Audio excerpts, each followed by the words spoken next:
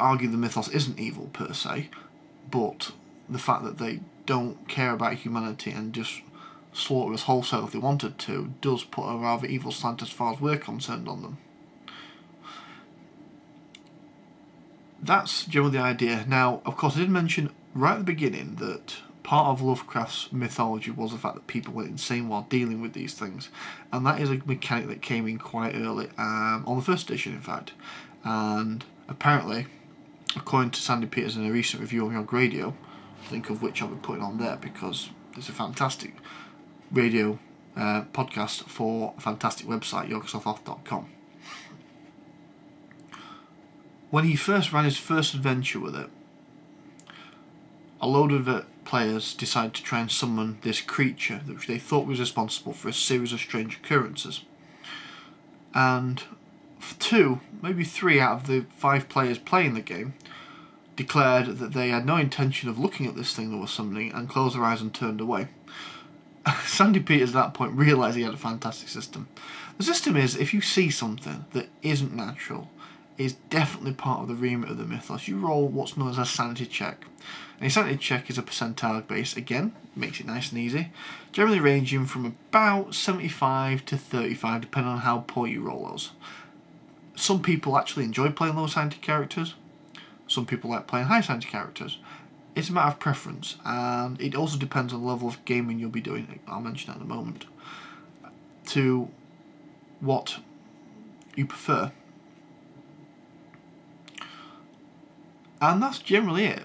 That's the whole purpose of the game. The beautiful part of it is it's set in the real world, or the nearest facsimile of the real world, so you can have lots of fun with it. And because it's set in the 1920s primarily, it does encourage a lot of historic gaming. I mean, for example, one of the latest books that come out is based entirely in the Viking era, with the Dark Ages rule set, which I just realised I didn't mention previously, but yeah, the Dark Ages is a rule set you can get, and it's very good. It's a cut down version of Cthulhu. A lot of the stuff that's in the core rulebook isn't in the Dark Ages book, but if you've only got the Dark Ages book and you don't buy the core rulebook, problem, because you're not getting the entirety, the benefit of the system. Now, there have been a couple of bad things as far as Cthulhu goes on. Now, the first, in my honest opinion, and a lot of people agree with me on this one, a lot of people also disagree, so I expect a lot of comments about this. But again, it depends on how many people see this. There was a D20 version came out. Now, back when D20 was at its height, everybody wanted a piece of the D20 cake.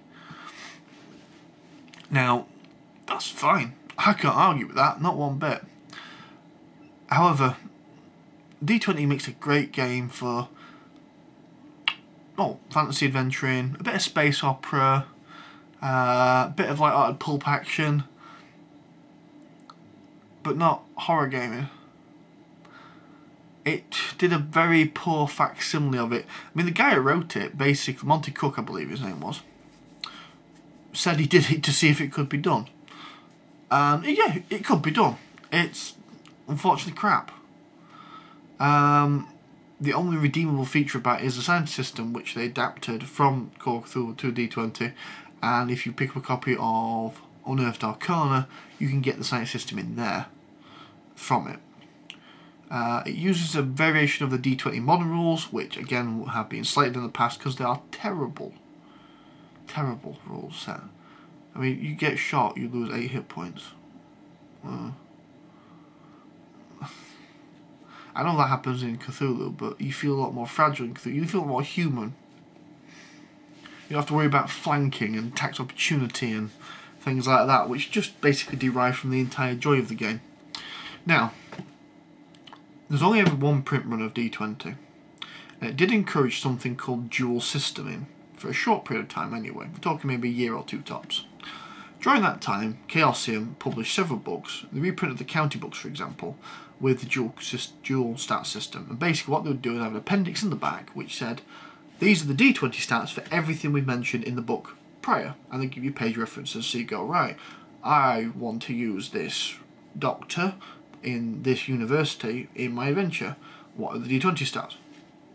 There they are on the back. And then the guys that were writing Delta Green decided to jump on that bandwagon because it would increase their sales, and unfortunately the Delta Green book also is plagued with them.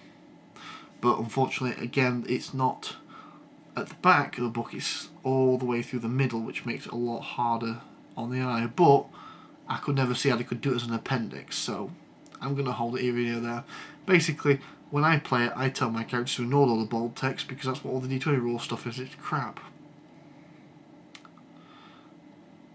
There are several good things that have come out of Cthulhu. For example, the basic role-playing system is going to be released by itself as a fantasy setting primarily, although it's going to be basically become the next GURPS or the next Savage World as a universal system.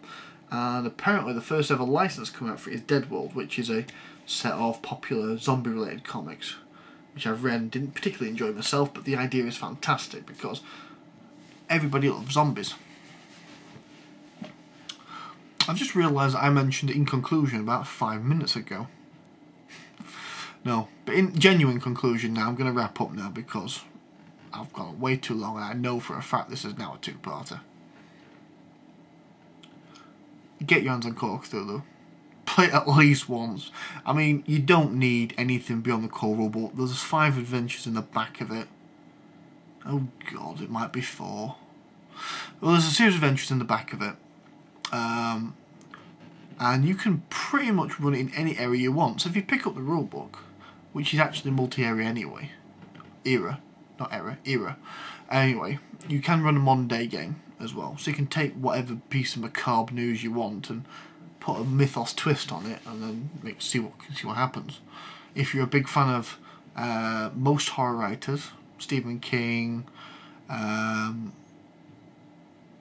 must admit I had a load of names in my head and they've all just gone. But if you like a lot of modern horror stuff that's hard to explain, that is generally considered what's known as Lovecraftian and will work quite well.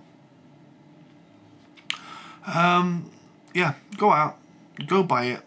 Do Chaos a huge favour because they did have some financial difficulties several years ago. They have crawled out of it now and they are doing very well for themselves and making a nice steady profit. Not only with the monographs but with the core rule books, the occasional supplement they bring out on their stories, because generally speaking people that love Lovecraftian stuff love horror stories,